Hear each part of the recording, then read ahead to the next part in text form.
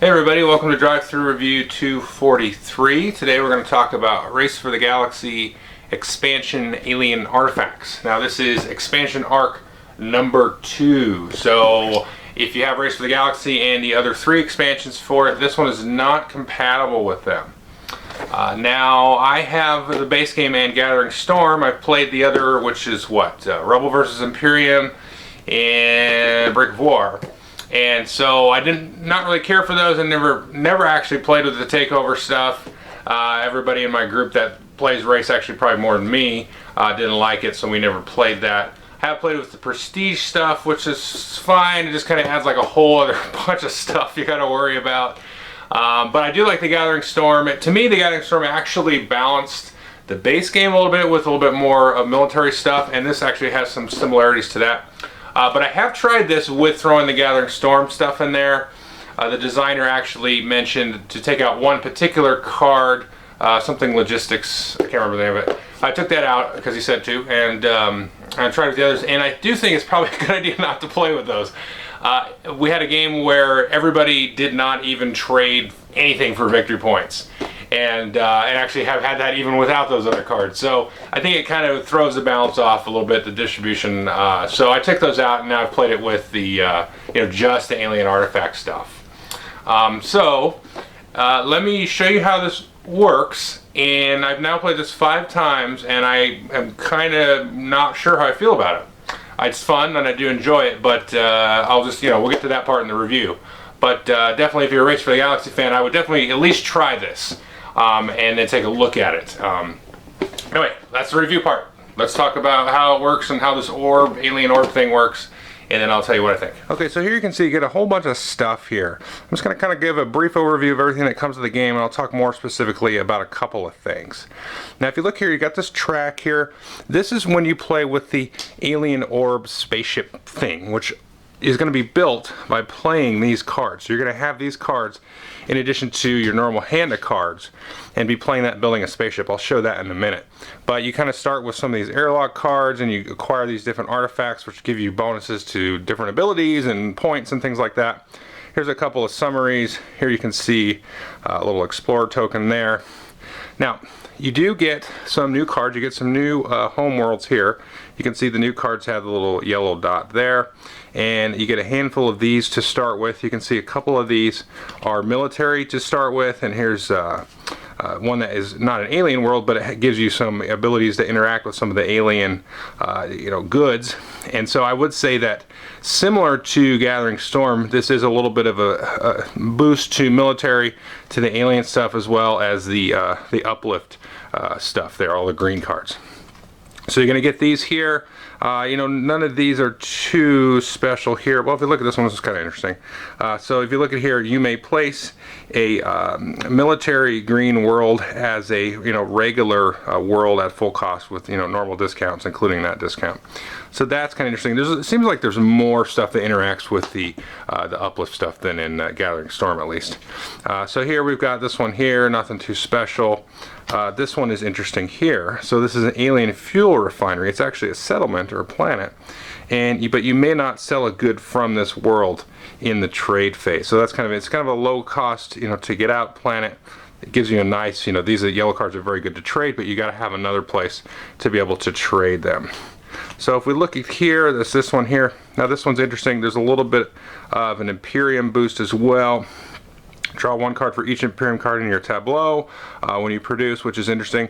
And so this is kind of what I was alluding to, where it kind of boosts all the same stuff as Gathering Storm. And so in my idiocy, I was like, oh, that's cool, we can just mix all that together, when it probably swings the card count a little bit too much in favor of that. And like I was saying, we've had games where nobody gets any points, any of the victory points from trading. They're all basically come out from basically the military, the points on the cards, and then some of the these special artifacts, which can give you quite a few points. Here's an interesting one. This one will actually interact with the building of the alien ship. A couple of these cards do here. So this actually gives you some extra movement to move your explorer around, and then you can interact with that. So the alien technology specifically, as well as a little bit of the uplift, is actually going to interact with some of the artifacts and things that you can get there. Let's just take a look at a couple more of these. I don't want to get too mired into the details of the cards.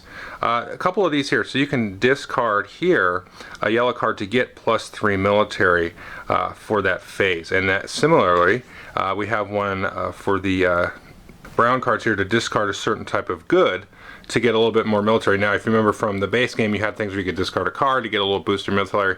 Here you get a nice boost, but you have to discard, you know, a specific good off of a world, which is interesting. Here we've got one planet that it kind of acts as like a 6-cost development. Now this is an 8-cost settlement, but the victory points are variable, and you can see it's based on the number of rebel cards here. And you get to draw 1 card for each rebel military word in your thing. So that's kind of interesting. You get some planets now that are variable victory points. Here's another one, another research ship here. Here's a 6-cost development. You get 2 points for each uplift card in the other gene worlds there, and then it gives you a little bit of boost there. So this is one of the 6-cost settlements. And there's the nice few of these. Nothing too nutty other than what I've shown you, at least in my opinion. So here you've got the batching one for the alien world. So those, you get the new cards. You can just play with those. And I did actually see where the designer said, and Tom Lehman actually gave a very good breakdown of some of the different cards in the sets and how they're going to interact with some of the pre-existing expansions. And he did say that if you wanted to, you could play with the goals and then not use the orb cards. And I would totally recommend that, because I haven't tried it, but I don't really see how doing this and the goals would really work. I mean, you could do it just for fun, but you could just play with this, add the new cards, throw in the goals, and maybe even you could add the Gathering Storm cards back into this, and then, remove this aspect of it. I may try to do that, because I'm not sure how I feel about this part. So let's go into this, and I will talk about how this orb stuff will work, which is the main part of the expansion. Okay, here you can see I've got this set up a little bit here. Now this is representing the alien orb ship. It's actually 2 cards, and you have this sort of main airlock here. And you have some little starting areas to, have your little explorer tokens move around and then try to find these different artifacts. Now you have an A deck and then a B deck of these cards that you're going to use to sort of grow and morph this orb. Now you're going to take out a certain number of cards based on number of players, and each player is going to get 3 cards from the A deck. And the first thing you're going to do after selecting your start world, you don't look at these first. You select your start world and your starting hand, and then you're going to actually put these down and sort of change the makeup of the ship there. And then you'll take and put one of your guys in one of the corners of the starting area. If there's 5 players, then his guy will go into the airlock kind of in the center there. So there's a couple of things to notice about these cards here. So let's say I had put this out like so. Now this would be illegal, okay? So there's a couple things to keep in mind when you place these. You'll place them at setup as well as when you would take the explore action during the game. Now you can never make a sort of an edge easier to get through. So if you look at here, you've got walls there, and then you have these sort of military barriers here. So your military has to be greater than or equal to this number here. Now you can include your military that's specifically the alien military there. So to move your explorer basically, through that, you need to have a little bit more military in your tableau. Now when you put these, you cannot make something easier. So I cannot replace a wall with an empty space, but I could replace empty space with a wall, or replace the military here, like I could do this one here, because this is replacing this with a wall. So you've got to make it actually worse or harder to get through when you place a card. So let's play some cards out here. And I will say that this is actually slows the game down quite a bit. And I'll show that in a second, how this will work during play. So maybe I was yellow, I put my card there, and I would have put my guy here, let's say in the corner, like so. And then maybe, let's say we'll put it here. Just put it there like that. So this will give him easy access to this part. We'll put his little guy here. And then this will actually trigger to have a one of these artifact tokens put on there. So maybe this is a setup for a 2-player game. Now during the game, you're going to take explore actions here. So there's a new explore card. So there's 3 different ones. Now anytime anybody takes any of these explore actions, you're going to have, you know, your sort of little orb actions that you can take. And there's basically a couple things you can do. You can pass, and if you pass, you can always go back to an airlock if you wish. Now it is easy-ish to get blocked off, so you can't move your guy, because normally you can't move through walls and maybe you're stuck behind, you know, a military barrier. So if you pass, you can go back to the airlock, which then you can kind of come out and get out again. And a couple things here, these are teleporters, so I can move here and then go to any other teleporter that's on the cards. If you don't pass, there's 3 actions that you can do. Now, if you took this action here, if you actually took the orb action, you can do 3 of the actions. If you didn't, and then you're kind of like following the explore action, or maybe you, everybody just did this explore, which will still trigger the orb phase, it just, you don't get the special ability. So if you do that, then you only have to do 2 of the actions. So the 3 actions is going to happen. So when you play the orb, you're actually going to move up to the top of this track, because it is a little bit of a chase and a race to grab these artifacts. So whoever played the orb action is going to move up. So let's say we had 3 players here, and then green and blue both played this orb card. They're going to move up here, keeping the same relative order, and then red will go. So green will do his orb actions, then blue, and then red. So whoever's chasing to get that artifact, you know, is going to have a better shot there first. So the first thing you're going to do is you're going to move your guy 4 spaces, you know, 1, 2, 3, 4, right? You get to go that. If you land on this, you have to stop, even if you haven't moved 4. And you take this, you take a look at it, and this gives you a couple things here. You have 2 different special abilities, and so you also have some points this will be worth at the end of the game. And now you can use these at any time when it's appropriate, basically giving you a little bit of bonus on a phase. So this one will actually let you move through a military barrier, and or it will let you give +1 military when you go to settle. So you can flip that over at the instant that you want to use it, and then it's used, you still get the points there at the end of the game. So you keep these face down until the end of the game. So first thing you do is you're going to move up to 4. Sometimes the different cards in the game will give you bonuses to your explorer's movement, like by +2 or something. And then you can optionally play one of these cards from your hand here. Now if you ever pick up a artifact that is on one of these question marks, or excuse me, exclamation points, which are only in the A phase, then you have to draw and play a card from the deck.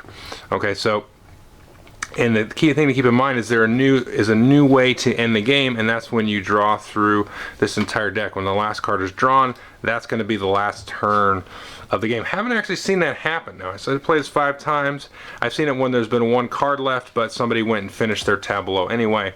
So it seems to kind of be in balance there. So when you hit one of those, you have to draw and place one of these. If you can't, you got to reveal it. And then normally you can play a card if you want. This is an optional action, and again, you have to kind of obey the rules and things like that. So this would be okay, because look, you're not making anything worse, or we're not making anything better. You need to make it worse. So the empty edge and this empty edge is there, and you're closing off that empty edge with a military barrier and this. And you can, if you want, you know, play it, you know, more like something like this. Would that be legal? Let's see here. So I'm making this one worse, this one worse, this one worse, this one worse, and this one, these 2 are the same here. So you kind of ignore anything that you're covering up, and you just look at the edge of the new card and what it's making. It's pretty simple. I had to read the rules a few times to get it. And it is very easy to close somebody in and kind of screw them out of getting to certain spots.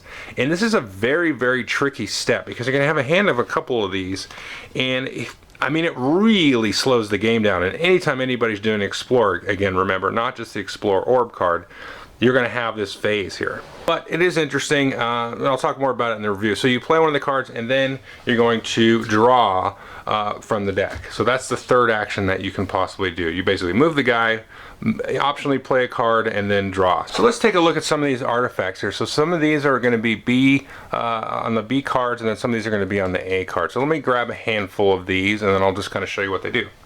These are pretty straightforward. Let me just go through a few of these. Like this one here, when you flip it, it'll let you actually move through a wall when you're doing movement, and it obviously gives you a couple of points there, so that's handy. This one will increase the movement of your explorer. This one will help you settle the Gene's worlds here. And if you notice here, it says 1 point per this symbol. Now on this card here, you can see one of these little sort of uplift you know, icons there. So it's interesting because this is something you need to keep in mind, because you may think that you're going to score several points, because as this kind of grows and gets bigger, there can be 4 or 5 of these out here, and there's a couple of these tokens, so it's feasible to get this token and score multiple points for these. But if you don't have one of these, you want to think about covering these up. So even though things get kind of spread out and things as the game goes along, you still want to keep your eye on those there. So that's interesting there. This one here, you could use this to like trade, as an alien good or something, and use this actually to get the points or the cards for one of the cards in your tableau. This one here, like I said, it lets you move through a military barrier, even if you're less than the strength. It gives you +1 when you settle. A couple others here. Some of these here will have this icon on it, and there are some cards in the deck that will give you extra points based on the number of these, and you can actually see you can actually reduce development costs, which is very handy, by 2. So let's look at a couple of the B ones. And these are just a little bit more beefy, than the A ones. So here you've got this one here, reduce settlement by 3, very handy, 2 points. Same as the other one where it uses the alien good, it's also worth 3 points at the end of the game.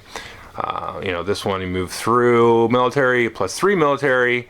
This one is worth 1 point for all of the uplift symbols, and it's also worth +2 points. And here you got some more -3 for settlement and developments, and also these little things here. So in a sense, these are kind of like drawing cards, but it's more of a board action where you're kind of searching and getting, okay, I have this little special ability, it's going to match my cards. You're not really going to know what you're going to get, but you don't really know what you're going to get out of the deck of cards either. So it's kind of interesting to see how this changes the dynamics of the games, because you can spend a lot of time exploring this and kind of forsake your tableau a little bit, but if somebody's really kind of running away and getting some nice decks of cards and getting everything out, it's something to keep in mind. But you can usually see this kind of organically develop quickly at the start of the game. People are trying to see what special abilities they're going to get that's going to go with the cards, and there is a nice sort of interaction with how this works. So that's basically how this orb stuff will play out. It looks very simple, but let's just go to the review. Okay, hope you enjoyed the overview. First, let's kind of get the negative out of the way, because I really do kind of like this. I want to get the negative out of the way first.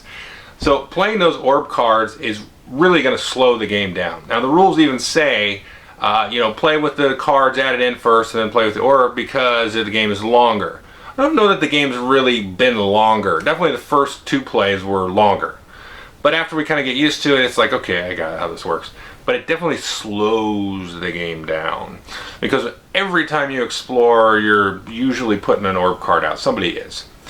And it's kind of tricky to, keep the edge rule right, where you can't make the edges better. You've got to make them worse or leave them the same. So if multiple people are putting those out, it kind of really slows the game down. You're like, I just want to trade,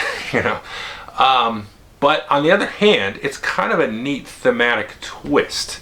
And because, it's Race for the Galaxy, you've got the Explore role where you're digging through the deck trying to find and discover new worlds and new developments and technologies.